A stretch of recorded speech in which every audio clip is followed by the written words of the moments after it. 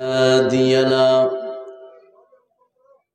وأشهد أن لا إله إلا الله وحده لا شريك له وأشهد أن محمدا عبده ورسوله أما بعد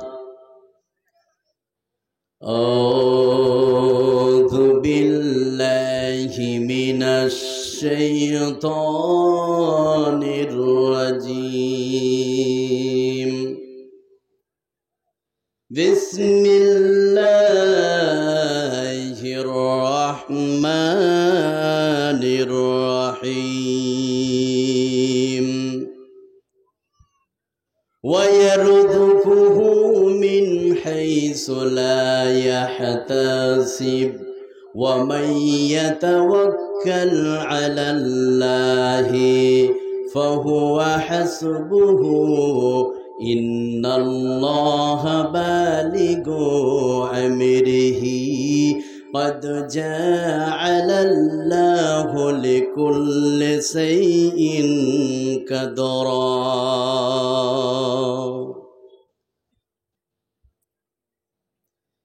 যাদের হৃদয়ে আছে আল্লাহর ভয় তারা কভু পথ ভুলে যায় না। আল্লাহর প্রেম ছাড়া এই দুনিয়ায় কারোর কাছে কোনো কিছু চাই না। যাদের হৃদয়ে আছে আল্লাহর ভয় তারা কভু পথ ভুলে যায় না। আল্লাহর প্রেম ছাড়া এই দুনিয়ায় কারোর কাছে কোনো কিছু চাই না। রাতের আধারে যারা সিজদাতে রয় দু চোখের ওয়াসরতে নদী যেন বয়। রাতের আধারে যারা সিজদাতে রয় দু চোখের ওয়াসরতে নদী যেন বয়। চলনার হাতছানি যতই আসুক চলনার হাতছানি যতই আসুক পিছনে ফিরেও সে তাকায় না। যাদের হৃদয়ে আছে আল্লাহর ভয় তারা কভু পথ ভুলে যায় না।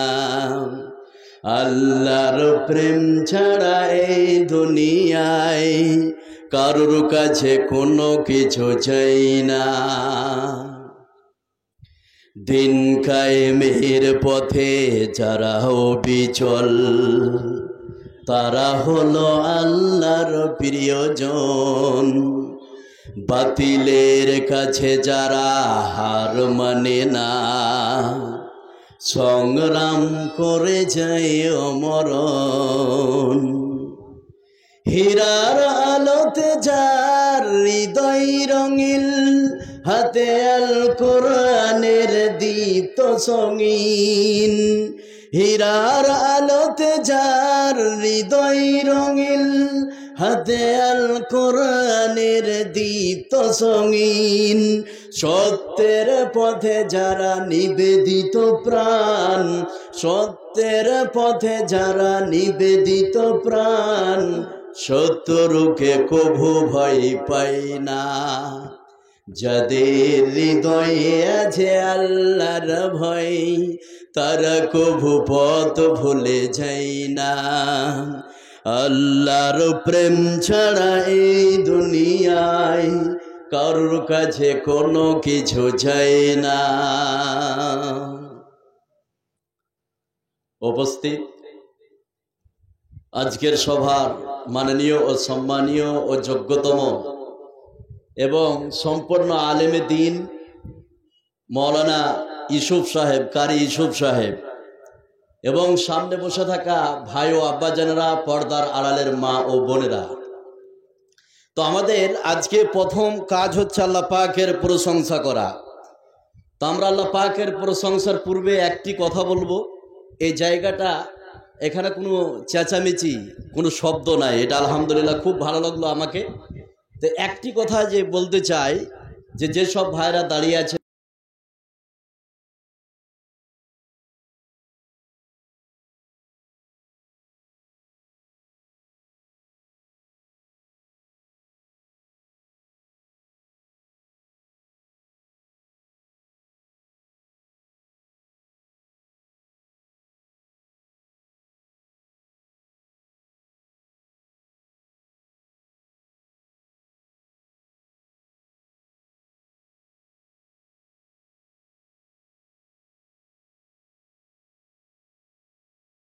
আমরা সরাসরি আল্লাহ পাকের প্রশংসা করে ফেলি।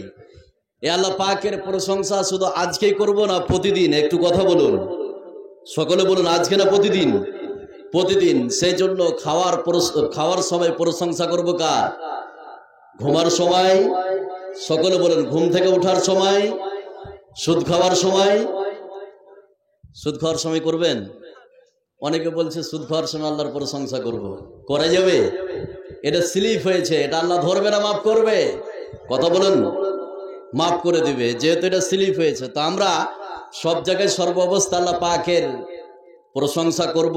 আজকের দিনে ছোট্ট একটি বাক্যের দ্বারাই আমরা আল্লাহ পাকের প্রশংসা শেষ করব। আমরা সকলেই অন্তঃস্থল থেকে বলবো আলহামদুলিল্লাহ। আল্লাহর পরে এই বিশ্বে, এই পৃথিবীতে যাকে আমরা স্থান দিই এবং এই পৃথিবীতে স্থান পাওয়ার যে অধিকার রাখে, যোগ্যতা রাখে, তিনি আর পৃথিবীর কেউ নন। তিনি হচ্ছেন আখিরি নবী, নবী মোহাম্মদ সাল্লাল্লাহু আলাইহি সাল্লাম, যিনি যুগ যুগ ধরে বহু সাধনা করে, বহু চেষ্টা করে বিশ্বের মানব মণ্ডলীকে অন্ধকারের ভিতর থেকে আলোর পথ দেখিয়েছেন।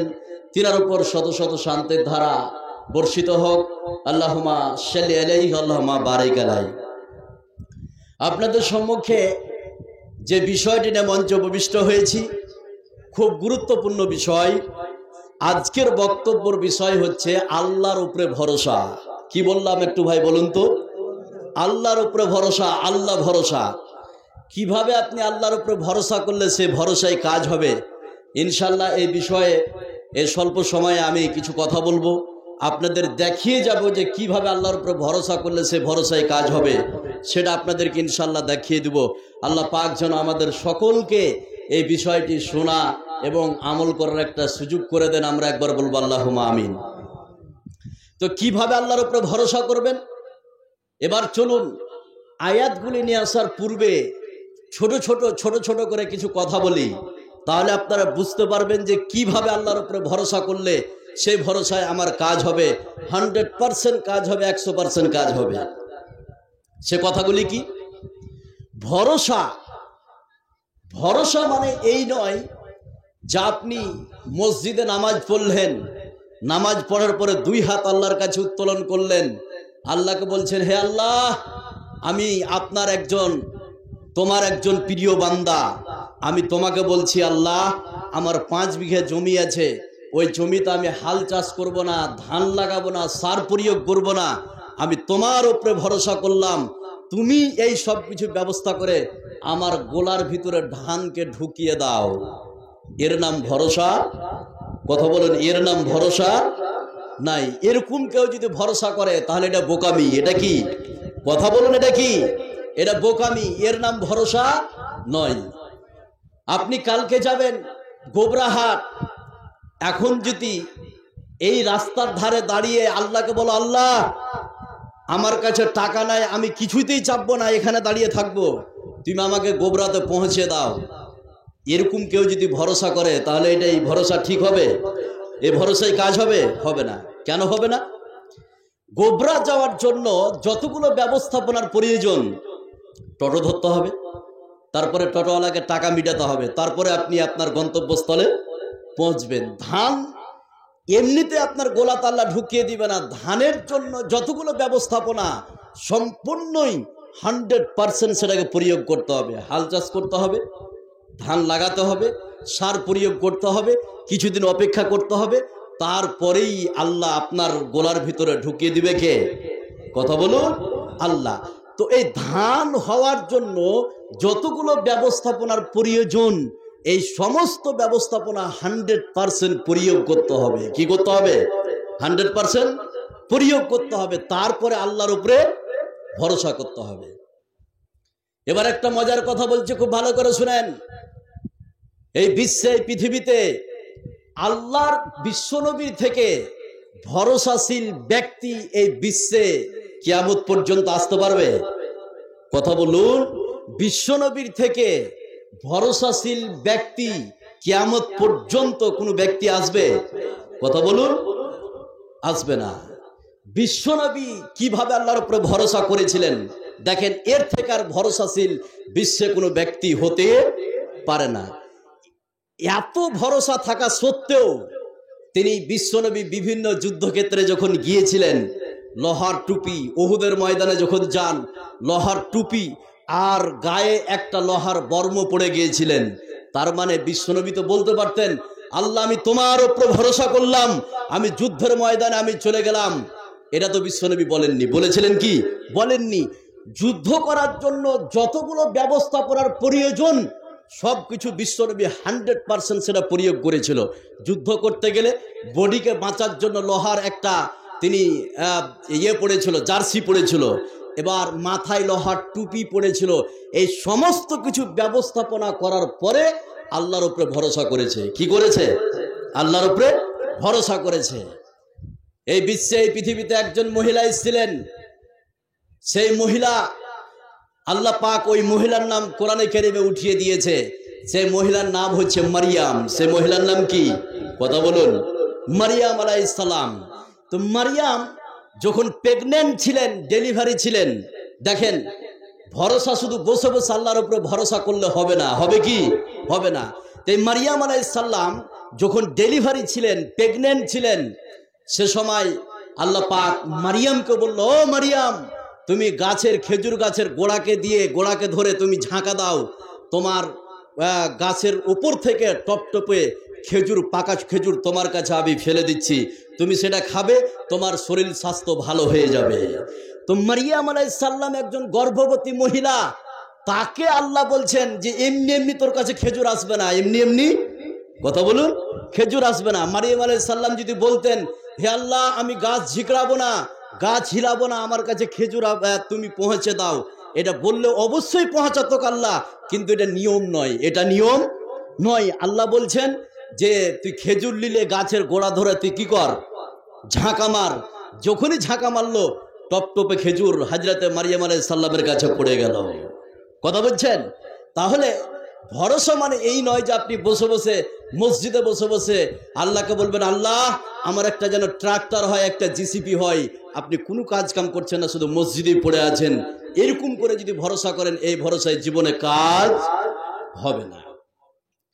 এবার একটা মজার কথা বলছি, খুব ভালো করে শুনেন।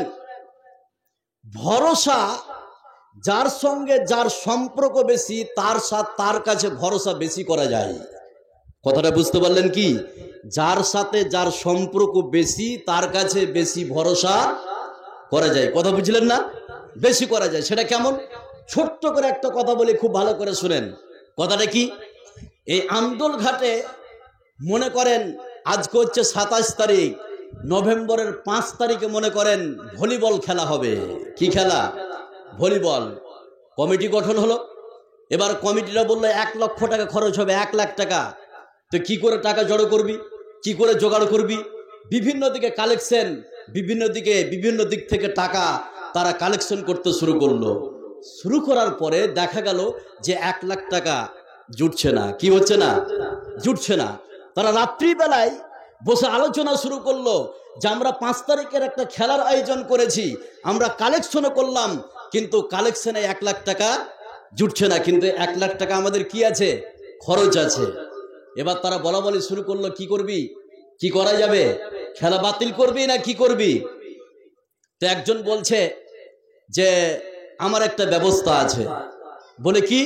না, তা আমি যদি এমএলএ এর কাছে যাই তাহলে আমাকে 20,000 টাকা দিবে। কি দিবে? 20,000 টাকা দিবে। পাশ থেকে এক ভাই বলছে, তোকে দিবে তো? তখন ওই লোকটি কি বলছে?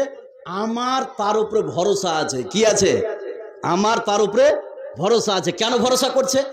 উনি বলছেন এই জন্য আমার এমএলএর উপরে ভরসা আছে, আমি তৃণমূল পার্টি করি, মিছিল গিয়েছি, ভোট দিয়েছি, বিভিন্ন মিটিংয়ে গেছি, এই সূত্রে আমার একটা তার উপরে কি আছে, ভরসা আছে যে আমি গেলে কিছু আমাকে দিবে। তাহলে ও কেন বুকে হাত দিয়ে বলতে পারছে? ওর কাছের লোক, ওর মিটিংয়ে ছিল, ওর দল করেছে, ওর পার্টি করেছে, এই জন্য তার উপরে কি আছে, কথা বলুন, ভরসা আছে। ঠিক অনুরূপ ভাবে 100% কাজ হবে আল্লাহর উপরে যারা ভরসা করবে। আল্লাহর যারা কাছের লোক তারা যদি আল্লাহর উপরে ভরসা করে 100% কাজ হবে। এর প্রমাণ আপনাকে এবার আমি দিচ্ছি একটা একটা করে। এবার আয়াতটা শুনুন, তারপরে আমি প্রমাণগুলি দেব। তাহলে আল্লাহর উপরে যারা আল্লাহর কাছাকাছি লোক, এরা যদি আল্লাহর উপরে ভরসা করে, সেই ভরসায় 100% কি হবে, কথা বলুন, কাজ হবে, 100% কাজ হবে। আল্লাহ নিজেই বলছে। এবার আয়াতটা শুনুন, তারপরে আপনাদেরকে আমি শোনাচ্ছি যে ভরসা যারা করে তাদের উপরে আল্লাহ পাক কিভাবে সহায়তা হয়। এবার আয়াতটা বলছে, খুব ভালো করে শুনুন। আল্লাহ রাব্বুল আলামিন বলেন, وَيَرْزُقْهُ مِنْ حَيْثُ لَا يَحْتَسِبُ وَمَنْ يَتَوَكَّلْ عَلَى اللَّهِ فَهُوَ حَسْبُهُ। আল্লাহ রাব্বুল আলামিন বলেন, যে ব্যক্তি আল্লাহর উপরে ভরসা করবে, আল্লাহ রাব্বুল আলামিন তার জন্য যথেষ্ট হয়ে যাবেন। আর তার জীবনে যতগুলো চাহিদা আছে, আল্লাহ রাব্বুল আলামিন তার জীবনের সমস্ত চাহিদাকে পূরণ করে দিবে। জোরে বলুন সুবহানাল্লাহ। তাহলে যে ব্যক্তি আল্লাহর উপরে ভরসা করবে, আল্লাহ পাক গ্যারান্টি দিচ্ছে, শুনে নাও, যে ব্যক্তি আল্লাহর উপরে ভরসা করবে, আল্লাহ রাব্বুল আলামিন তার জন্য যথেষ্ট হয়ে যান। আর তার জীবনে যতগুলো চাহিদা আছে, সমস্ত চাহিদাকে আল্লাহ পাক মিটিয়ে দিবে। সুবহানাল্লাহ। তাহলে আল্লাহ কি বলল? আমাকে, আমার উপরে ভরসা কর, তোর জীবনের যা চাহিদা আছে আমি মিটিয়ে দেব। এটা বিশ্বাস হয়? বিশ্বাস হয়। আর আল্লাহ তাদের জন্য যথেষ্ট হয়ে যাবে যারা আল্লাহর উপরে কি করে।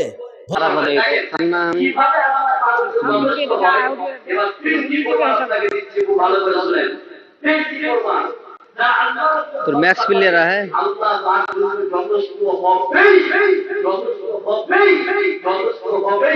এবার প্রমাণগুলি বললেই আপনি চমকে যাবেন।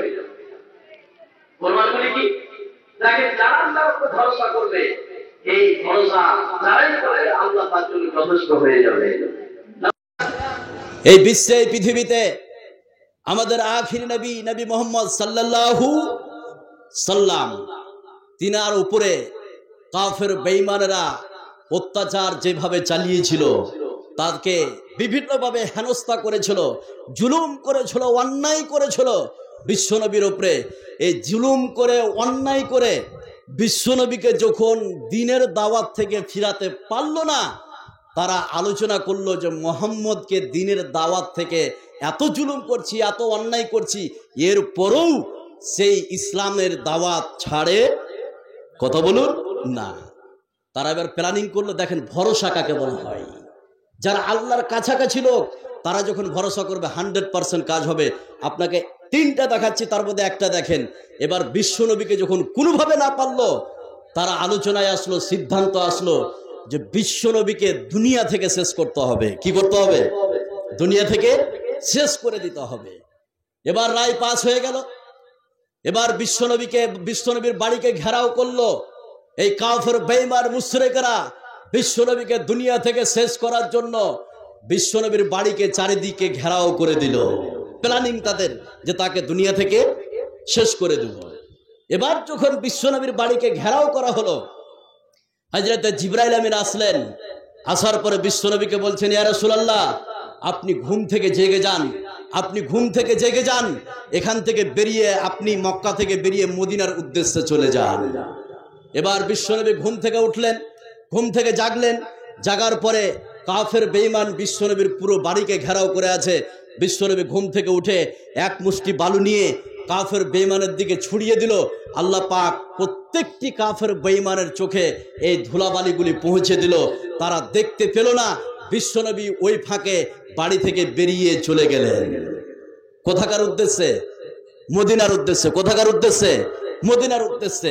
তো বিশ্বনবী বাড়ি থেকে বের হলেন, হযরত আবু বকরকে সঙ্গে করে নিয়ে চলতে শুরু করলেন। তো বিশ্বনবী মদিনা না গিয়ে মদিনা থেকে উল্টা মনে যেতে শুরু করলো। এখানে একটা অ্যাডিশনাল কথা বলি, তাহলে বুঝতে পারবেন। অ্যাডিশনাল কথাটা কি? মক্কা থেকে মদিনা হচ্ছে উত্তরে, মক্কা থেকে মদিনা, কথা বলেন, মক্কা থেকে মদিনা উত্তরে, আর মক্কা থেকে গারে সোর হচ্ছে দক্ষিণে। তো বিশ্বনবী মক্কা থেকে বেরিয়ে উত্তরে না গিয়ে দক্ষিণে যেতে শুরু করলেন। তার মানে গারে সোরের দিকে বিশ্বনবী যেতে শুরু করলেন। এবার গারে সোরের দিকে যেতে যেতে বিশ্বনবী আর হযরত আবু বকর ওই গারে সোরের উপরে উঠে একটি গর্তের মধ্যে দুইজন আশ্রয় নিল, বিশ্বনবী আর হযরত আবু বকর। এখানে অ্যাডিশনাল আরেকটা কথা বলে দিই, মক্কা থেকে গারে সোর হচ্ছে 4 কিলোমিটার। কত বললাম? কথা বলুন, 4 কিলোমিটার। তো মক্কা থেকে গারে সোর হচ্ছে 4 কিলোমিটার। এবার এই গারে সোর যে পর্বতটা আছে আর উচ্চতা হচ্ছে প্রায় 458 মিটার। কত বললাম? 458 মিটার। এই 458 মিটার উঁচুতে বিশ্বনবী আর হযরত আবু বকর উঠলেন। উঠার পরে একটি গর্তের মধ্যে আশ্রয় নিলেন বিশ্বনবী আর হযরত আবু বকর। এবার সকাল হয়ে গেল, কাফেররা জেনে ফেললো যে বিশ্বনবী আর হযরত আবু বকর বাড়ি থেকে বেরিয়ে গিয়েছে। এবার তারা ঘোষণা করে দিল যে মুহাম্মদকে আর আবু বকরকে জীবিত অবস্থায় অথবা মৃত্যু অবস্থায় তাকে যে ধরে নিয়ে আসতে পারবে তার জন্য 100টি উট পুরস্কার থাকবে। কতটি উট? কথা বলুন, 100টি উট। এখনকার বাজারে 100টি উটের দাম কত? প্রায় 1 কোটি টাকা। 1 লাখের নিচে উট হয় কি? কথা বলুন, হয় কি? হয় কি? হয় না। তো 100টি উট তার মানে 1 কোটি টাকা, এত বড় প্রাইজ ঘোষণা হয়ে গেল। দেখেন না আমাদের সমাজে কাউকে যদি 50,000 টাকা দেয়, যাকে গুলি করতে হবে তাকে গুলি করে শেষ করে দিবে, আছে না নাই? কথা বলে, আছে না নাই? টাকার এরকম যে এত লোভ, এত লোভ। কাউকে যদি 1 লাখ টাকা দেওয়া হয়, ভাই আগামীকাল একে শেষ করতে হবে, ঠিক আছে, আছে না নাই? আছে। তো 1 লাখ টাকা, আপনি ফোনটা ধরে বলেন যে জালসা হয়েছে, 1 লাখ টাকা 100টা উট পুরস্কার ঘোষণা করে দিল যে মোহাম্মদ এবং আবু বকরকে যে ধরে নিয়ে আসবে তার জন্য কয়টা উট থাকবে? 100টা। এবার কাফের বেঈমানেরা ছড়িয়ে পড়ল, ছড়িয়ে পড়ে খুঁজতে শুরু করলো মোহাম্মদ আর আবু বকরকে। দেখেন আল্লাহ ভরসা, কিভাবে ভরসা করবেন? এবার খুঁজতে খুঁজতে কাফের বেঈমানেরা ওই গারে সোরের উপরে উঠে পড়েছে। তুই এখন কেন এখনই কর, একটু খালি হলো 8 জিবির মতন না, তুই লাগা ভিডিও কর, যেটি না হবে কেন ওইটি ভিডিও হার কাজে নিলবি, ওইটি ভিডিও ছাড়বি, ছেড়ে এটি নিলবি, যা লাগিয়ে রাখে ওকে লাগিয়ে দে তো মাসুদ।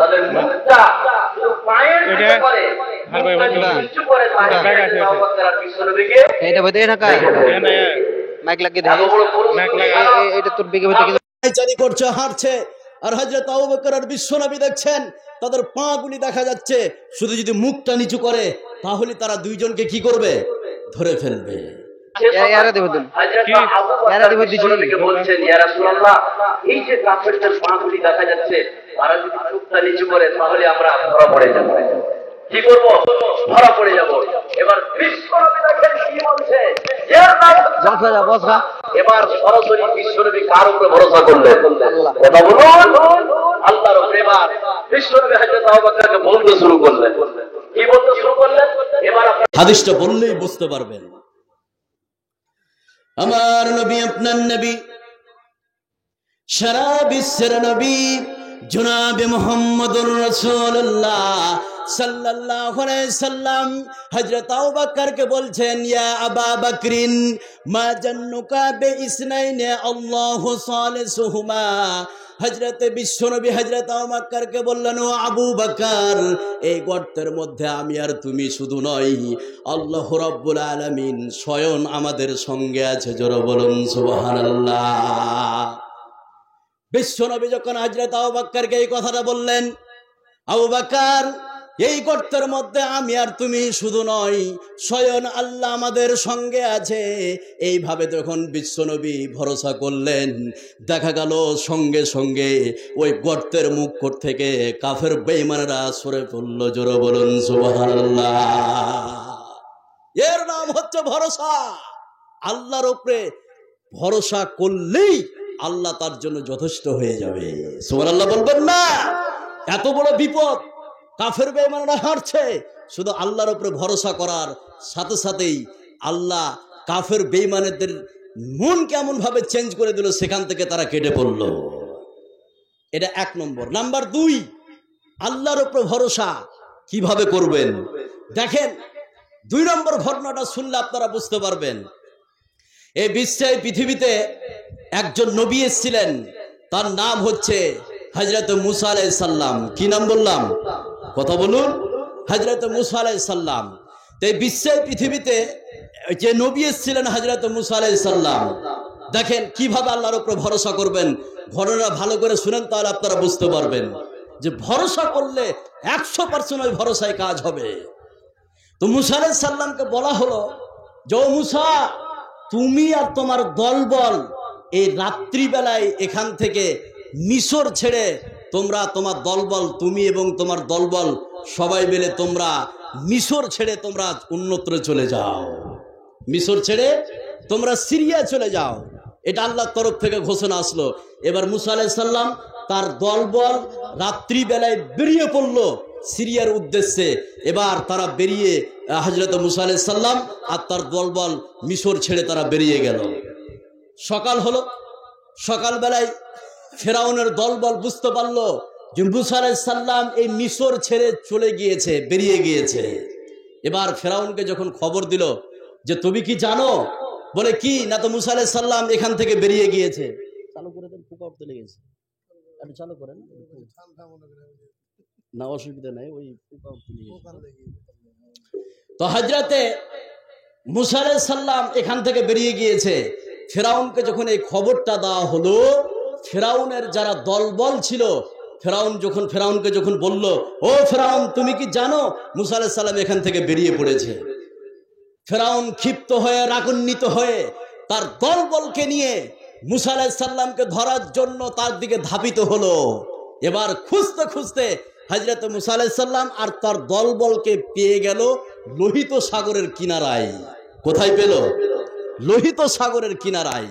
সামনে হচ্ছে লোহিত সাগর, ডান দিকে ফেরাউনের দলবল, বাম দিকে ফেরাউনের দলবল, আর পিছনে ফেরাউনের দলবল, আর সামনে দিকে কি?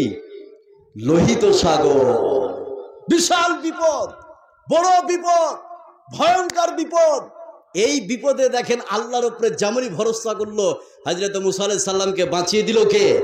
কথা বলুন, আল্লাহ। এবার দেখেন অ্যাডিশনাল একটা কথা বলে খুব ভালো করে বুঝেন। মুসা আলাইহিস সালামকে ঘেরলো লোহিত সাগরের তীরে, ফেরাউনের দলবল ডান দিকে, ফেরাউনের দলবল বাম দিকে, ফেরাউনের দলবল পিছনে। তাহলে কয় দিক থেকে আক্রমণ? কয় দিক থেকে? কথা বলুন। 3 দিক থেকে। আর সামন দিকে কি? লোহিত সাগর, সমুদ্র। বাঁচার কোনো উপায় আছে? কথা বলুন, কথা বলুন, উপায় আছে কি? বাঁচার কোনো উপায় নাই। এবার অ্যাডিশনাল কথাটা শুনেন, খুব ভালো করে বুঝেন, তাহলে বুঝতে পারবেন। হযরতে মুসা আলাইহিস সালাম যে লোহিত সাগরে ধরা পড়ে গেলেন, আমরা জানি ফেরাউন ডুবেছিল কোথায়, জানা আছে কারোর? কথা বলুন। সাগরে ডুবেছে। অনেকে বলে নীল নদ, আছে না নাই? ফেরাউন নীল নদে ডুবেনি, ফেরাউন ডুবেছিল লোহিত সাগরে। কোথায়? কথা বলুন। লোহিত সাগরে। কেন? এর প্রমাণটা দিচ্ছি, আপনি ভালো করে বুঝতে পারবেন। এই যে কোরআন আছে, কোরআনে বলে দেওয়া হয়েছে যে ফেরাউন নদীটা ডুবেনি, সাগরে ডুবেছে। কোথায়? সাগরে। তাহলে নীল নদ কোনো সাগর নয়, এটা হচ্ছে নদী। এটা কি? নদী। তাহলে ফেরাউন নদীতে ডুবেনি, কোথায় ডুবেছে? সাগরে ডুবেছে। তার মানে লোহিত সাগরে ফেরাউন, এটা দাও, টাকাটা দাও। ফেরাউন ডুবেছে লোহিত সাগরে। কোন সাগরে? লোহিত সাগরে। আরেকটা কথা শুনলেন, তাহলে বিষয়টা ক্লিয়ার বুঝতে পারবেন। কেউ যদি মিশর থেকে সিরিয়া যায়, তাহলে তাকে লোহিত সাগর পের হতে হবে। কোন সাগর? লোহিত সাগর। আর কেউ যদি মিশর থেকে সুদান যায়, তাহলে তাকে নীল নদ পের হতে হবে। কোন নদ? নীল নদ। তাহলে মুসা আলাইহিস সালাম তো সুদান যাওয়ার উদ্দেশ্যে বের হয়নি, তিনি বের হয়েছিলেন মিশর থেকে সিরিয়া যাওয়ার উদ্দেশ্যে। কোথায়? সিরিয়া যাওয়ার উদ্দেশ্যে। তো কেউ যদি মিশর থেকে সিরিয়া যায়, তাহলে তাকে লোহিত সাগর পের হতে হবে। কোন সাগর? লোহিত সাগর। আর কেউ যদি মিশর থেকে সুদান যায়, তাহলে তাকে নিম্নত বের হতে হবে। তাহলে ফেরাউন ডুবেছিল কোথায় বলেন তো? লোহিত সাগরে। কোন সাগরে? লোহিত সাগরে। এবার দেখেন এই লোহিত সাগর, আল্লাহর উপরে ভরসা করার সাথে সাথে কি ঘটলো এই লোহিত সাগরের ব্যাপারে একটু বলে দিই, তাহলে বুঝতে পারবেন। লোহিত সাগর হচ্ছে লম্বাই হচ্ছে 1900 কিলোমিটার। কত বললাম? 1900 কিলোমিটার। আর লোহিত সাগর প্রশস্ত হচ্ছে, চওড়া হচ্ছে 300 কিলোমিটার। কত বললাম? 300 কিলোমিটার। এই আল্লাহর উপরে ভরসা করার কারণে এই 300 কিলোমিটারের রাস্তাকে আল্লাহ পাক ব্রিজ করে দিল। কি করে দিল? ব্রিজ করে দিল। এটা কি বিশ্বাস হয় আপনাদের? 300 কিলোমিটার, যা বিশ্বে পৃথিবীতে এত বড় ব্রিজ কোন বাপের বেটা বানাতে পারেনি। বিশ্বের মধ্যে, পৃথিবীর মধ্যে সব থেকে যেটা বড় ব্রিজ সেটা চীনে অবস্থিত। কোথায়? কথা বলুন। চীনে। সারা বিশ্বের মধ্যে সব থেকে বড় ব্রিজ আছে কোথায়? চীনে। যে ব্রিজের নাম হচ্ছে দানিয়াং কুনসান গ্র্যান্ড ব্রিজ। কি নাম বললাম? দানিয়াং কুনসান গ্র্যান্ড ব্রিজ। যে ব্রিজ লম্বা হচ্ছে 165 কিলোমিটার। কত বললাম? 165 কিলোমিটার করে ব্রিজ তারা বানিয়েছে চীন সরকার। এটা তো সামান্য, কিন্তু মুসা আলাইহিস সালামের জন্য যে ব্রিজটা বানিয়েছিল সেই ব্রিজের লম্বাই হচ্ছে 300 কিলোমিটার। সুবহানাল্লাহ বলুন, সুবহানাল্লাহ বলুন। এবার এবার আসুন, যে তিন দিক থেকে যখন আক্রমণ, মুসা আলাইহিস সালামের দল বল মুসা আলাইহিস সালামকে বলতে শুরু করলো, ও মুসা আলাইহিস সালাম, আমাদেরকে তিন দিক থেকে আক্রমণ করেছে, আমরা তো ধরা পড়ে গেছি। কি করেছি? ধরা পড়ে গিয়েছি। সে কথা আল্লাহ পাক কোরআনে কারীমের মধ্যে বলছেন। আল্লাহ রাব্বুল আলামিন বলেন, فَلَمَّا تَرَأَى الْجَمْعَانِ قَالَ أَصْحَابُ مُوسَى إِنَّا لَمُدْرَكُونَ। হযরত মুসা আলাইহিস সালামের দলবল হযরত মুসা আলাইহিস সালামকে বললেন, ও মুসা, তিন দিক থেকে আক্রমণ করেছে, তিন দিক থেকে ঘেরাও করেছে, আর সামনে হচ্ছে সাগর। কি করে আমরা বাঁচবো? আমরা তো ধরা পড়ে গিয়েছি, আমরা তো আর বাঁচবো না। তিন দিক থেকে আক্রমণ শুরু হয়েছে আর সামনে হচ্ছে সাগর। বাঁচার কোনো রাস্তা নাই, বাঁচার কোনো রাস্তা নাই, বাঁচার কোনো আমাদের রাস্তা নাই। সে সময় হযরত মুসা আলাইহিস সালাম কার উপরে ভরসা করেছিল? কথা বলুন। আল্লাহর উপরে। কি বলেছিল? কালা কাল্লা ইন্না মাইয়া রাব্বি সায়াহদিন, কালা কাল্লা ইন্না মাইয়া রাব্বি সায়াহদিন। আজকে নিশ্চিত আল্লাহ আমাদেরকে পথ দেখাবে। কি বললেন? আমাদেরকে আল্লাহ পথ দেখাবে। বিপদে পড়েছে, সঙ্গে সঙ্গে ভরসা করলো কার উপরে? আল্লাহর উপরে। কি বলছে? কালা কাল্লা ইন্না মাইয়া রাব্বি সায়াহদিন। আল্লাহ নিশ্চিত আমাদের কাজকে পথ দেখাবে। যেমনই এই কথা বলা, যেমনই আল্লাহর উপরে ভরসা করা, আল্লাহ মুসাকে বলছেন, এই মুসা, তোর হাতে যে লাঠি আছে তুই সাগরে আঘাত কর, দরিয়াতে আঘাত কর। যেমনই আঘাত করা, একদম সঙ্গে সঙ্গে ব্রিজ বানিয়ে দিল কে? আল্লাহ। সেই ব্রিজ নয়, সেই ব্রিজ নয়, 300 কিলোমিটারের ব্রিজ। কত? 300 কিলোমিটার। যেটা লম্বা প্রশস্ত হচ্ছে ব্রিজটা, লোহিত সাগর 300 কিলোমিটার।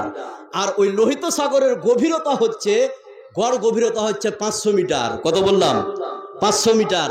এই 500 মিটারের পানিকে দুই দিকে স্তব্ধ করে দিয়ে মাঝখান দিয়ে 300 মিটারের রাস্তা করে দিল কে? আল্লাহ। এর নাম হচ্ছে আল্লাহর উপরে ভরসা।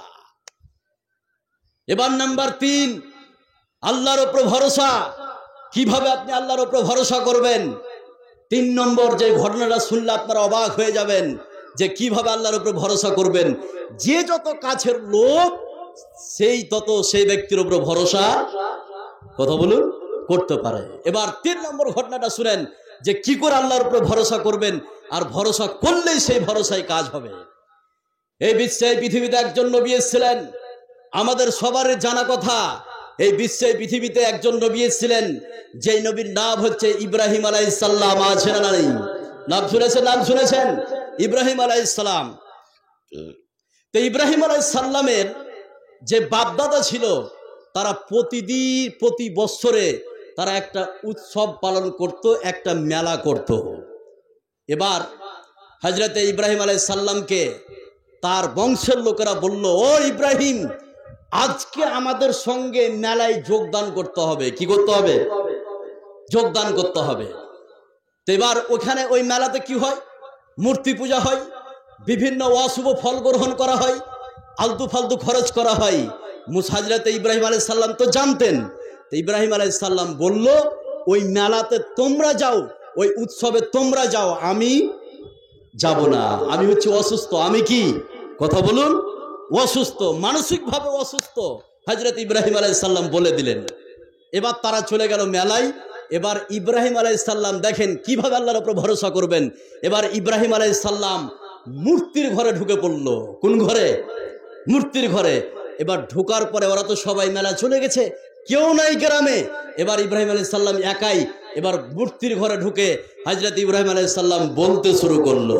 কি বলল সে কথা আল্লাহ পাক কোরআনে কারীমের মধ্যে বলছেন। আল্লাহ রাব্বুল আলামিন বলেন, فرغ إلى آلهتهم فقال ألا تأكلون ما لكم لا تنطقون فرغ عليهم ضربا باليمين। হযরত মুসা হযরত ইব্রাহিম আলাইহিস সালাম মূর্তির ঘরে ঢুকে বলছো, ও মূর্তি তোমরা শুনো, তোমাদের সম্মুখে বিভিন্ন খাবার যে রাখা আছে তোমরা খাচ্ছ না কেন? মালাকুম লা তানতিকুন, কি হয়েছে তোমাদের খাচ্ছ না কেন? এইভাবে হযরতে ইব্রাহিম আলাইহিস সালাম মূর্তিগুলোর সঙ্গে যখন কথা বলছিলেন, মূর্তিগুলোর কাছ থেকে কোনো শব্দ নাই, কোনো ভাষা নাই, কোনো শব্দ নাই। হযরতে ইব্রাহিমের হাতে একটা কুড়ুলি ছিল, তো ওই কুড়ুলি দিয়ে সমস্ত মূর্তিগুলিকে ভেঙে একাকার করে দিলেন। তারা যখন কথা বলে না তখন রাগ করে সমস্ত মূর্তিকে ভেঙে দেয়। ভেঙে দেওয়ার পরে একজন মূর্তিকে রেখে দেওয়া হয়েছিল। এই মূর্তিগুলোর মধ্যে সব থেকে যেটা বড় ওটাকে রেখে দেওয়া হয়েছিল। হযরত ইব্রাহিম আলাইহিস সালাম ওই বড় মূর্তির কাছাকাছি কুড়ুলিটাকে রেখে দিয়েছে। এবার তারা যখন মেলা থেকে ফিরে আসলো, ফিরে আসার পরে তারা যখন দেবদেবীর ঘরে ঢুকছে, দেখে তারা সর্বনাশ, কি অবস্থা, কে কাজ করেছে। তারা সন্ধ্যতে ইব্রাহিমকে ধরে ফেললো যে আমরা তো সবাই মেলা চলে গেছিলাম, এই কাজ করতে পারে একজন, তার নাম কি? ইব্রাহিম। তার ছাড়া কেউ করতে পারে না, যেহেতু আমরা সবাই চলে গিয়েছিলাম। এবার ইব্রাহিমকে ডাকা হলো। ডেকে নিয়ে আসার পরে ইব্রাহিমকে বলা হলো, ও ইব্রাহিম, তুমি বলো এই যে মূর্তিগুলো ভেঙেছে কে? তুমি ছাড়া কেউ করতে পারে না। ইব্রাহিম বলেছিল যে আমি করেছি কি কে করেছে, এই যে বড় মূর্তি দাঁড়িয়ে আছে তাকে জিজ্ঞেস করে নাও, সে বলতে পারবে। তোমরা তো তার সামনে অনেক খাবার রেখেছো, কলা মিষ্টি বিভিন্ন রকমের জিনিস রেখেছো, তো অবশ্যই সে বলতে পারবে। তখন তারা বলল যে তারা তো কথা বলতে পারবে না, তারা তো বলতে পারবে না। ইব্রাহিম আলাইহিস সালাম বললেন যে তারা যদি বলতে না পারে তাকে মানো কেন, কেন তার পূজা করো? ও নিজেই যদি নিজেকে ঠেকাতে না পারে, তোমার উপরে বিপদ আসলে কি করে ঠেকাবে? আছে না নাই? কথা বলুন। এবার হযরত ইব্রাহিম আলাইহিস সালামকে যখন যুক্তিতে তর্কে না পারলো, ঘোষণা করে দিল নমরুদ যে লকড়ি জমা করো, এই লকড়ি জ্বালিয়ে আগুন জ্বালিয়ে দাও, এই আগুনের মধ্যে ফেলা হবে কাকে? কথা বলুন।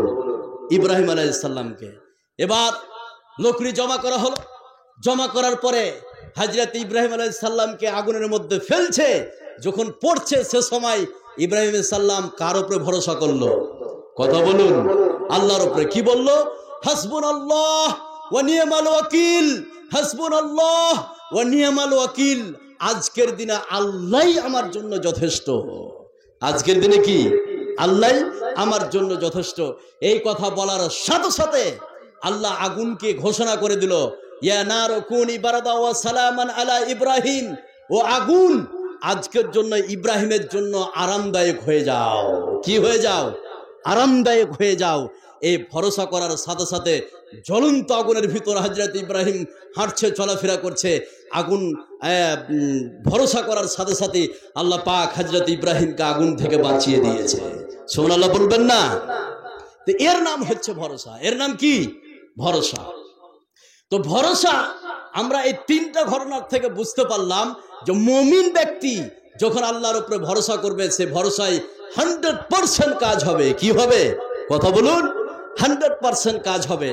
আর শুধু আপনি হাত গুটিয়ে বাড়ির ভিতরে ঢুকে আল্লাহকে বলবে, আল্লাহ তুমি আমাকে এই কাজটা করে দাও, ওটা করে দাও, অমুক করে দাও, তুমুক করে দাও, এরকম যদি ভরসা করেন, এটা বোকামি ছাড়া আর কিছুই হতে পারে না। এবার একটা হাদিস বলি, তাহলে আপনারা বিষয়টা আরেকটু ক্লিয়ার বুঝতে পারবেন।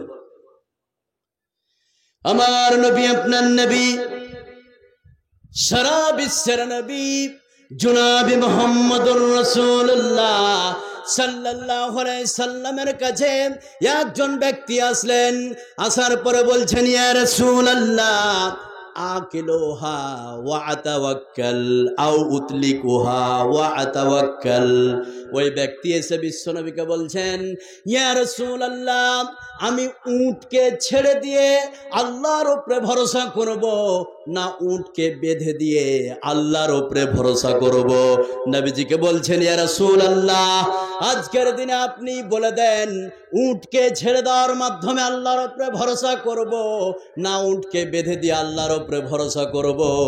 বিশ্বনবী বললেন, শুনে নাও, উটকে বেঁধে দিয়ে আল্লাহর উপরে তুমি ভরসা করো। জোরে বলুন সুবহানাল্লাহ।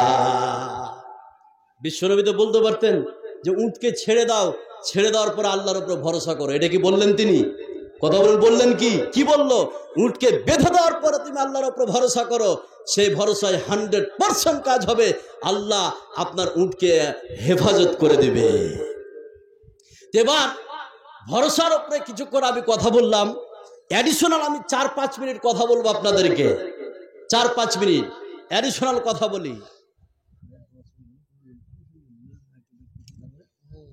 তো যে কথাটা আপনাদেরকে বলছিলাম, কেউ উঠবেন না, ভরসা যারা করে না তাদের ক্ষতিটা কি আপনাদের বলবো, অবশ্যই বলবো। যে অ্যাডিশনাল 4-5 মিনিট আমি কথা বলি আপনাদের উদ্দেশ্যে। এখানে যতগুলো লোক আমরা বসে আছি, সবাই এই জালসা শুনতে এসেছি নেকির উদ্দেশ্যে, ঠিক না ভুল? কথা বলুন, নেকির উদ্দেশ্যে। আর আজকের যে জালসাটা হচ্ছে, এই জালসাটা মসজিদের উন্নতি করবে। কিসের? মসজিদের উন্নতি করবে। উঠবেন না ভাই, একটু উঠেন না, আপনাদের হাত ধরে বলছি, আপনারা কেউ একটু উঠবেন না। 2-4টি কথা আপনাদেরকে বলছি, এখানে একটু শুনেন। মসজিদের উন্নতি কল্পে আজকের জালসাটা। এবার আপনাদেরকে কয়েকটা কোয়েশ্চেন করি। 1 নম্বর, যে মসজিদ ভালো লোক বানায় না খারাপ লোক? একটু কথা বলুন। ভালো লোক বানায়। এখানে কারা কারা ভালো লোক আছে একটু হাত উঠান তো ভাই, দেখি হাত উঠান। মাশাআল্লাহ, হাত উঠান।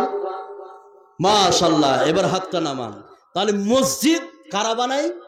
ভালো লোক, 1 নম্বর। নাম্বার 2, কেউ উঠবেন না, খালি এই কথাগুলি শুনেলেন তারপরে উঠে পালাবেন। এর আগে পালায়েন না, আমি হাত ধরে বলছি, উঠিয়েন না ভাই। তাহলে 1 নম্বরে মসজিদ বানায় ভালো লোক। নাম্বার 2, বিশ্বের মধ্যে, পৃথিবীর মধ্যে সব থেকে শ্রেষ্ঠ উৎকৃষ্ট মানের জায়গা কোনটা? মসজিদ। ঠিক না ভুল? কথা বলেন, ঠিক না ভুল? মসজিদ। আর পৃথিবীর মধ্যে সব থেকে নিকৃষ্ট জঘন্য জায়গা কোনটা? বাজার। নাম্বার 3, যে 3 নম্বর কথাটা আমি বলছি, মানুষ মরে যাওয়ার পরে নেকি আর গুনহার খাতা, আমলনামাকে বন্ধ করে দেওয়া হয়। কি করা হয়? বন্ধ করে দেওয়া হয়। কিন্তু এই বিশ্বে, পৃথিবীতে এমন 3টি আমল আছে, যে 3টি আমল আপনি কবরে শুয়ে শুয়ে পাবেন। কোথায়? কবরে শুয়ে শুয়ে। সে তার মধ্যে একটি হচ্ছে সাদকায়ে জারিয়া। একটি কি? সাদকায়ে জারিয়া। সেটা কেমন? এখন বাজছে প্রায় 8টা 12 মিনিট। কত বললাম? 8টা 12। এই 8টা 12 মিনিটে খুব ভালো করে বুঝছেন, 8টা 12 মিনিটে আপনি 2000 টাকা এই মসজিদের জন্য লিখিয়ে দিলেন। এবার আপনি লিখিয়ে দিয়ে বাড়ি চলে গেলেন। বাড়ি গিয়ে আপনি রাত্রি 9টার সময় মারা যাচ্ছেন। 9টার সময় আপনি মারা যাচ্ছেন। এবার সকালবেলায় ঘোষণা হলো অমুক ব্যক্তি মরেছে, তার জানাজা, কাফন দাফনের ব্যবস্থা সকাল 10টার সময় করা হয়েছে। এবার আপনাকে 10টার সময় মাটি দিয়ে দিল। এই যে আপনি 2000 টাকা দান করেছেন, এই মসজিদে যতদিন পর্যন্ত মসজিদ থাকবে, আপনি কবরে শুয়ে শুয়ে এই নেকিটা পেতে থাকবেন। সুবহানাল্লাহ বলুন। বোনাস পয়েন্ট নাম্বার 4, খুব ভালো করে বুঝেন। 4 নম্বর কথাটা বলছি, সেটা কি? কেউ যদি আল্লাহর রাস্তায় 1 টুকরা খেজুর দান করে, কত টুকরা? 1 টুকরা। একটা খেজুরকে অর্ধেক করলে 1 টুকরা হয় কিনা ভাই? 1 টুকরা খেজুর যদি কেউ আল্লাহর রাস্তায় দান করে, তাহলে বিশ্বনবী বলছেন ওই খেজুরের টুকরাটা যদি হালাল টাকার হয়ে থাকে, তাহলে ওই দানটা আল্লাহ নিজ ডান হাতে কবুল করে। কে? আল্লাহ। তাহলে আপনি যদি 1 টাকা দেন, খুব ভালো করে বুঝেন, 1 টাকা যদি আজকে দেন, আর ওই টাকাটা যদি হালাল টাকার হয়ে থাকে, ওই দানটা আমার হাতে নয়, স্বয়ং কার হাতে? কথা বলুন, কথা বলুন, কার হাতে? আল্লাহর হাতে। নাম্বার 5, খুব ভালো করে শুনেন, 5 নম্বর কথা, সেটা কি? নামাজ একটা ইবাদত আছে, এটা আমরা সকলে জানি, জানি কি জানি না? নামাজ আল্লাহ সবার কবুল, কথা বলুন, করে না। নামাজ আল্লাহ সবার কবুল করে না। নামাজ যদি সবার কবুল করবে, তো ফাওয়াইলুল লিল মুসাল্লিন কে আছে না নাই? আছে। তো নামাজ পড়ে কিছু লোক জাহান্নামে যাবে, তার মানে নামাজ আল্লাহ সবার কবুল, কথা বলুন, করে না। ঠিক অনুরূপ ভাবে দান কিন্তু আল্লাহ সবার কবুল করবে না। যার দান কবুল করবে 100%, 100%, 1 টাকাও হলো দিবে। আর যার দান কবুল করবে না, দেখেন ও উঠে পালাবে, আর দেখেন চুপ করে বসে থাকবে। যার দান কবুল করবে ও বসে থাকতে পারবে না, টোটালি বসে থাকতে পারবে না। ও 100% আল্লাহর রাস্তায় দান করবে, যার দান কবুল করবে। আর যার দান কবুল করবে না, আল্লাহ বলছেন তোর দান লিব না, ও তখন উঠে পালাবে। এবার এখানে যতগুলো লোক আছে, দেখি কার দান আল্লাহ কবুল করছে। আমি শুধু মানুষটিকে দেখব। আপনাকে আমি বলছি না আপনাকে 5,000 টাকা দিতে হবে, আজকের জন্য 1 টাকা হলে দিবেন, যেন আল্লাহ এই দানটাকে কবুল করে। আমরা বলি আমিন, আমরা বলি আমিন। এবার এই এতগুলি কথা বললাম, সর্বশেষ কথাটা আজকের জন্য শুনেন, চ্যালেঞ্জ করে যাচ্ছি। এই আমডোলঘাট আমি চ্যালেঞ্জ করে যাচ্ছি। আমার বাড়ি তো বাংরা, এটা সবাই চিনেন, আমাকে চিনেন না? সবাই চিনেন, এই তো বাংরা আমার বাড়ি। তা আমি চ্যালেঞ্জ করে যাচ্ছি। চ্যালেঞ্জটা হচ্ছে এই যে আপনি যদি আজকে 1,000 টাকা লিখিয়ে দিলেন, আজকে হচ্ছে আপনার 27 তারিখ, আপনি 10 তারিখ পর্যন্ত টাইম নেন, 1,000 টাকা লিখিয়ে দেন, আর আজকে বাড়িতে না খেয়ে তেল দিয়ে ঘুমিয়ে যান, আর 10 দিন সময় নেন। 10 দিনের মাথায় যদি আল্লাহ টাকা আপনাকে জোগাড় করে না দেয়, সেই দিন আমাকে ফোন করবেন, মৌলভী সাহেব আপনি মিথ্যা কথা বলে গেছেন। তার কারণ টাকার মালিক কে? কথা বলুন, টাকার মালিক কে? টাকার মালিক মানুষ নয়, টাকার মালিক হচ্ছে আল্লাহ। আপনার যদি এই কথার উপরে বিশ্বাস থাকে, আপনি 1,000 টাকা লিখান, আর না খেয়ে তেল দিয়ে ঘুরে বেড়ান, যেভাবে ঘুরে বেড়াচ্ছেন, টাকার টেনশন করবেন না। যদি 10 দিনের মাথা আল্লাহ ব্যবস্থা না করে দেয়, সেই দিন আমাকে ফোন করবেন, মৌলভী সাহেব মিথ্যা কথা বলে গেছেন। যেহেতু টাকার মালিক আপনি নন, টাকার মালিক হচ্ছে আল্লাহ। আপনি বলছেন 1,000 টাকা দিব, আমার 10 দিনকার 20 দিনকার সবজি তরকারি কিনা হতো, কাজে না? এটা শয়তান বলছে আপনাকে। আল্লাহ বলছেন এরকম তোর যদি মন মানসিকতা হয়, তোকে কালকে এমন ভাবে অ্যাক্সিডেন্ট করাবো, 2 লক্ষ টাকা খরচ করিয়ে ছাড়বো, পারে কি পারে না? কথা বলুন, পারে কি পারে না? পারে। আমি এতগুলো কথা বললাম, এই কথাগুলোর উপরে যদি বিশ্বাস থাকে, 5 জন ব্যক্তি, কোন মায়ের বেটা আছেন, 5 জন ব্যক্তি 1,000 টাকা করে দিবেন, বলেন। 5 জন ব্যক্তি জীবনে বহু কিছু করেছেন, টাকা নিয়ে আসেননি, আপনি লিখিয়ে দেন, আপনি 20 দিন পরে দিবেন, 10 দিন পরে দিবেন। আমি এতগুলো কথা বললাম, এই কথার উপরে যদি বিশ্বাস থাকে, 5 জন ব্যক্তি একটু হাত উঠান আল্লাহর রাস্তায়, যে মৌলানা সাহেব আমি 1,000 টাকা দেবো মসজিদে, জীবনে বহু কিছু করেছি, কিন্তু আজকের জন্য আমি 1,000 টাকা দেবো। এই উদ্দেশ্যে, নেকির উদ্দেশ্যে আপনি বলুন কে আছেন এখানে মায়ের বেটা 1,000 টাকা দিতে পারবেন? বলেন কে? আপনি? সালাম করি, সালাম করবেন না কেন? মুসাফারে কি হবে বলছে, তো টাকা দিয়ে কি হবে? ভালো আছেন? থামেন থামেন, নিচ্ছি নিচ্ছি। তো টাকা আপনার বাড়িতে খেয়ে নিতে 1,000 টাকা কাজ হবে না? আপনি ইয়ে করেন, আচ্ছা ঠিক আছে, দিবে না 1,000 টাকা? আচ্ছা দেখ, আলহামদুলিল্লাহ, ওটা লিখে নেন একটু, কার সাথে খাতা কলম নাই কিছু? আচ্ছা একটু আচ্ছা 2,000 টাকা একটু সালাম করি। কি নাম বাবজি আপনার? আতাউল হক। উঠিয়েন না ভাই, আতাউল এখানে বাড়ি। 2,000 টাকা একটু কম হয়েছিল নাকি? আপনি ইয়ে করেন বাবজি, আপনি হ্যাঁ বাবারে আপনি ইয়ে করেন। আচ্ছা, লিল্লাহে তাকবীর, লিল্লাহে তাকবীর। এই যে আমার বাপজি 2000 টাকা দিয়েছে আর একজন 1000 টাকা, আল্লাহ তুমি এই দানকে 2 লক্ষ টাকা বলে কবুল করে নাও, আমরা বলি আমিন। এবার বলেন আর কে পারবেন 1000 টাকা? বলেন 1000 টাকা কে পারবেন? আমি একটা কথা বলছি আপনাকে, খুব ভালো করে শুনেন, খুব ভালো করে শুনেন। সে কথাটা কি? আজকে আপনি জমি জায়গা করেছেন 2 বিঘা 3 বিঘা 4 বিঘা, ভিটা বাড়ি আছে, সব কিছু আছে, খুব ভালো করে বুঝেন। আপনি মরে যাওয়ার পরে আপনার ছেলে মেয়ে আপনার জন্য 1 টাকা দান করবে না, এর প্রমাণটা নেবেন? এবার প্রমাণটা দিচ্ছি আপনাকে, শুনেন। আপনি বুকে হাত দিয়ে বলুন, আপনার বাপের আপনি 3 বিঘা জমি খাচ্ছেন, 4 বিঘা 5 বিঘা 10 বিঘা জমি খাচ্ছেন, ভিটা বাড়িতে আছেন, আপনি বুকে হাত দিয়ে বলুন আপনার বাপের জন্য আপনি কয় টাকা দান করেছেন? করেননি, করেননি। যেদিন বাপ মারা গেল সেদিন হু হু করে কান্দেন, কবরে রেখে চলে আসছিলেন বাপকে। ওই বাপ যদি হারাম পন্থায় জমি জায়গা করে থাকে, কবরে তার বাইলেট চলছে, আর এদিকে আপনারা মাস্তি করে খাচ্ছেন, 1 টাকা আপনি দান করেননি। অনুরূপ ভাবে আপনার ছেলে মেয়ে আপনার জন্য দান করবে না। কে কোথায় চলে যাবে, আপনার কোনো নাম গন্ধ থাকবে না, কেউ নাম নেওয়ার লোক থাকবে না আপনার। আপনি বেঁচে থাকাকালীন আপনি কিছু করে যান আল্লাহর রাস্তায়। বলেন কে আছেন আল্লাহর বান্দা 1000 টাকা দিতে পারবেন? বলেন। আপনি লিখান, পরে দিবেন। আমি যেটা চ্যালেঞ্জ করেছি, আপনি 10 দিন সময় নেন। আপনি যদি ব্যবসা করেন, এই মাসে যদি আপনার 10,000 টাকা লাভ হয়ে থাকে, 5,000 টাকা লাভ হয়ে থাকে, এই পরের মাসে যদি 6,000 টাকা লাভ না হয়, তখন আমাকে বলবেন। টাকার মালিক হচ্ছে আল্লাহ। আপনি শুধু লিখিয়ে দেন, নিয়াত করেন, দেখবেন তার পরের মাসে ইনকাম বাড়বেই, এটাই সত্য। এবার বলেন 1000 টাকা কে দিতে পারবেন? বলেন। এখানে 1000 টাকা দেনেওয়ালা কেউ নাই? বলেন কেউ নাই ভাই? 1000 টাকা দেনেওয়ালা কেউ নাই? বলেন কেউ নাই? আচ্ছা 500 টাকা 5 জন ব্যক্তি বলেন তো, 500 টাকা কে দিতে পারবেন? 5 জন ব্যক্তি বলেন, 500 টাকা দেনেওয়ালা 5 জন ব্যক্তি বলেন। আপনি টাকা নিয়ে আসেননি, লিখিয়ে দেন, পরে দিবেন। বিশ্বের শ্রেষ্ঠ ঘরে আপনি দান করছেন। যেই দিন আপনি মরবেন সেই দিন আপনি বুঝতে পারবেন দান কাকে বলা হয়। এই দান আপনার অ্যাকাউন্টে জমা থাকবে, মরার পরে পরে এই দানের ফলাফল দিয়ে দিবে কে? কথা বলুন, আল্লাহ। বলেন 500 টাকা কে দিতে পারবেন? 500 টাকা কে? আচ্ছা 500 টাকা কে দিতে পারবেন ভাই? আছে কেউ 500 টাকা দেনেওয়ালা আছে? মাশাআল্লাহ, লিখেন লিখেন। আচ্ছা খাতা আনতে গেছে। আচ্ছা আপনি দিবেন 500। আচ্ছা আর কে দিবেন ভাই? 500 4 জন বলেন তো, তাদের জন্য দোয়া করে দিব। আল্লাহ তাদেরকে কবুল করে নিয়েছে। আর যারা কবুল করবে, তা যাদের দান কবুল করবে 1 টাকা হলো দিবে। বলেন আর 500 টাকা কে দিতে পারেন ভাই? শুধু হাতটা উঠান, পরে আপনি দিবেন।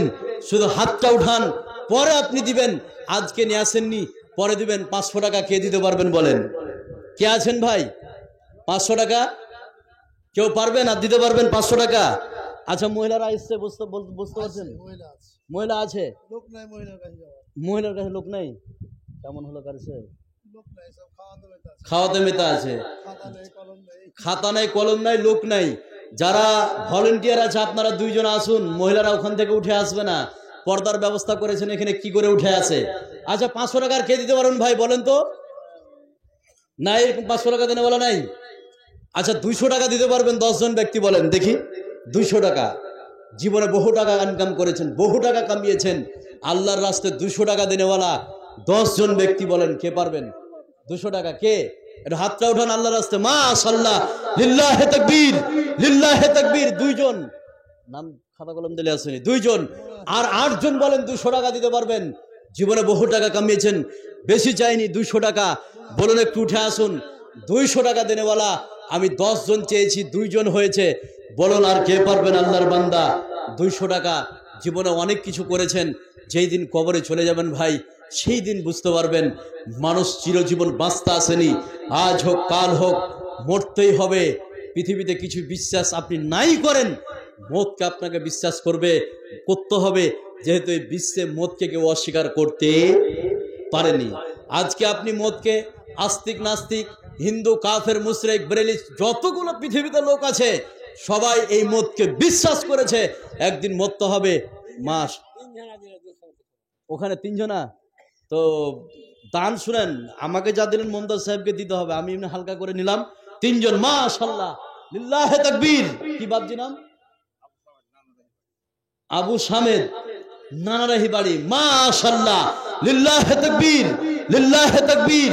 এখানে 4 জন 200 টাকা করে দিয়েছে।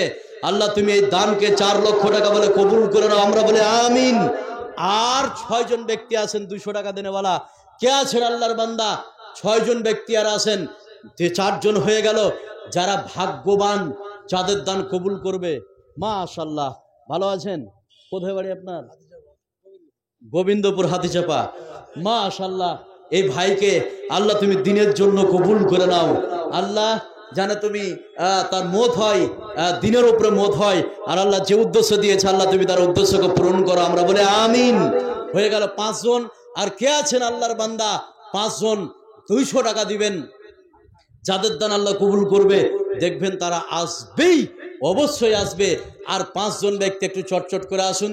200 টাকা দেনেওয়ালা আমি আর 5 জন আল্লাহওয়ালা বান্দাকে দেখতে চাই, যারা অবশ্যই দিবে, এটা আমার দীর্ঘ বিশ্বাস। আর 5 জন ব্যক্তি আল্লাহর রাস্তায় আসেন, 200 টাকা দেনেওয়ালা। মাশাআল্লাহ। আরে সালাম করে, কি ভাই নাম? জামিরুল। খুব সুন্দর নাম। কি কাজ করেন ভাই?